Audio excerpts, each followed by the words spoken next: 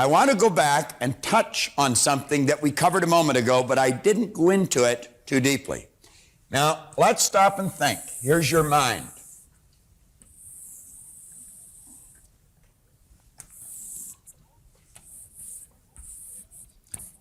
Most of us are conditioned, and remember what conditioning is, nothing but a mass of habits.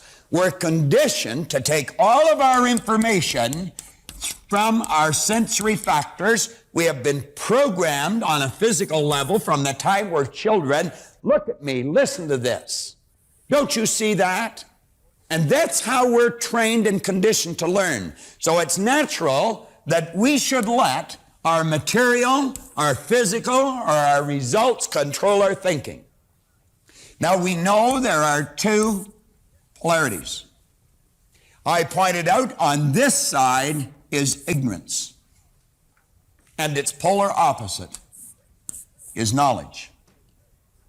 Now, an ignorant person does not understand that they can operate with their intellectual factors, they can choose the picture and get emotionally involved, and they can see the results come about in their life. They don't understand that they're letting their results control their thinking.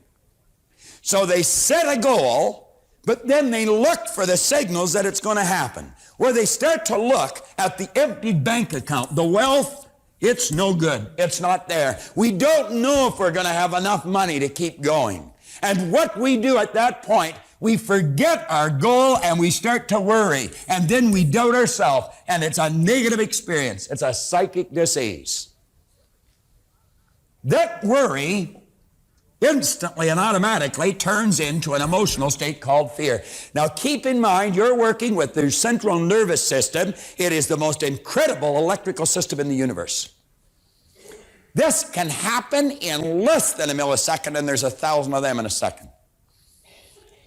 That energy that we call fear, that negative energy, must be expressed through the only medium it can be expressed through, and that's this thing that you live in, your physical body. And it expresses itself in a negative vibration that's more commonly known as anxiety. I had someone talk to me here just about an hour ago about anxiety. That's the cause of anxiety. Worry isn't the cause. Fear is not the cause. Ignorance is the cause. Not knowing. Most of us are afraid to admit our ignorance. We're all ignorant. I admit my ignorance freely when it come to doing some plumbing yesterday morning at about 4:45 or something like that. I admit my ignorance when it comes to tuning up a car. I'm absolutely useless. In fact, I'm ignorant in most areas. I just know how to do what I'm doing. But I don't even want to learn how to do anything else. You do this well enough, you can hire somebody to do everything else. You know. Develop your strengths, manage your weaknesses. How do we eliminate ignorance? It's very basic and very simple. We study.